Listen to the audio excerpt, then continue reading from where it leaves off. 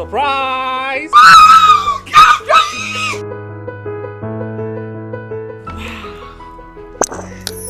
Congratulations, madam. I'm looking forward for a good business deal. It's my pleasure. Excuse me, madam. I am a business partner. Mami kebi bincho. Tinatet venikeno. So we use wa. Esiesi ho. Emma hoye kama. Emma hoye obe mwa. Je na ko try she.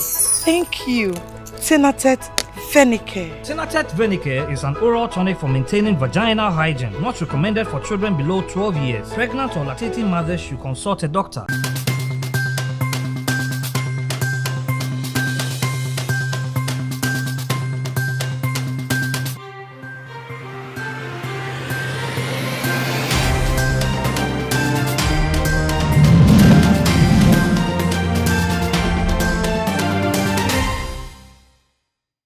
Nonsia aboy busuafo ya mama kwaba edeba Ghana TV nonsia kasebo eso braso sasam hodo asam trofo atiesi krom na ya boaboa no asamufo nso asamuse kronye yade ebeso musa nonsia kasebo kasie ensem bi a obete ene se enada all night bi ekoso ewo Heaven Way Church a ewo weja na ehonsem abeyedeja yebedo musuko na yafa ho ensem abramo ni amaje pene amede kasie ebramo eyemme dache hima ajwa nati na me kai wo se kasie boy dwumekuo bi ena so ya sene sika femu ema yede kasie boy ebramo na me kai wo se so ba ohwedie ebetoso na atija eye glitz and glow skin care uhia nku papa ebema uhwedie no etimi atoso aye kama ene na me kan for glitz and glow skin care e dia ma omodin se obekọ omo akache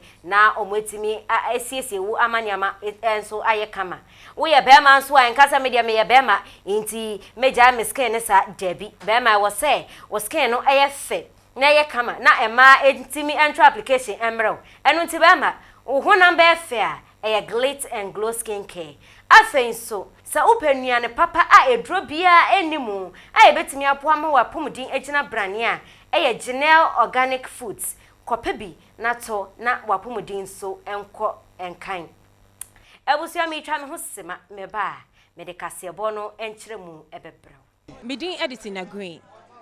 Ghana TV, we stand for the truth. Mo subscribe it. Na mo share Ghana TV. Abusuya ya mama akwa babiom edeba Ghana no nsia kasebo afe ye hye ensem na sia na ye hye ase efree weja asori bia ye friend no Heaven Way Church akofa bai eye Patricia Oduro dodo na friend mama Pat enkane no edin ayede friend no eye nana Agradaa na enwada ene beto odwa say all night chenchirenche bi pa ebekwaso ewo Heaven Way Church na obeche sika na sika obeche ne 3 billion enunti obia emomodin se obetimi abasa all night ibi no wabeji sa 3 million yibi dia akwhye na jumemu anasa dia akoye ne a opese odi ye bia na all night ne koye kire no ehwo asam be edeja wo monten so a ene ade chenye no ehwo asam ankrofo okeka no enya asam a eye fekura na yenkoti ensam na ekoso ni bi Riskebu nyina eye 3 billion. Obi bia wutie Reverend Dr. Mama Pat. Ye to from all night way.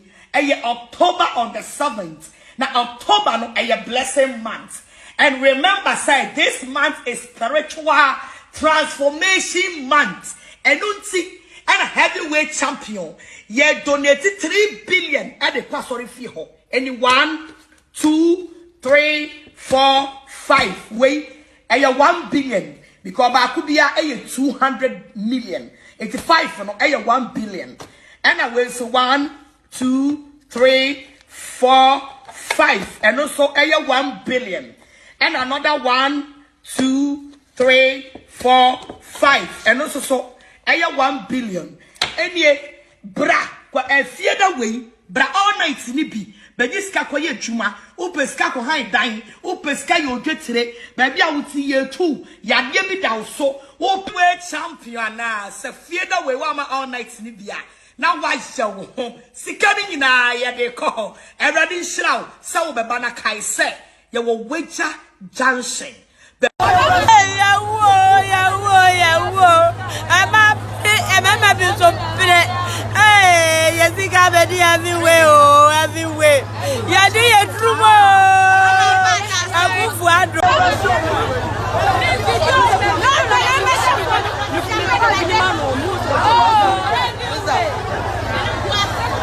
Agradaa so in the heavy way now of the year 3 billion on TV so be chiche scam obia ye bedru ha say wa jam for 10 million for 10 million be 2 million for 10 million be 2 billion but why think of fiscal and our woman to so pass and no come tia sorry how you gidi and ya sem ketua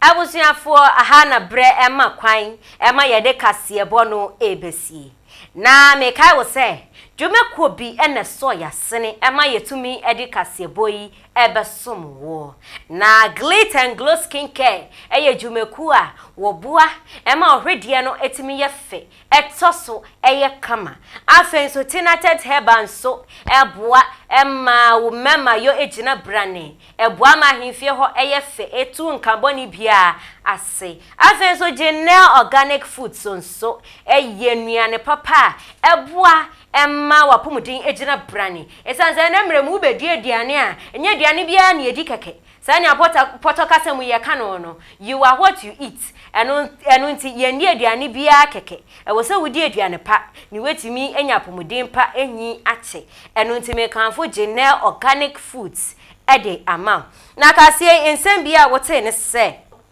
all night across so enada ewo Heaven Way Church ewo weja no nso ye de emunsam nso ebrewo abusanfo mi amaje pene America se boyi ebesom eye me da che hima ajewa nati makramo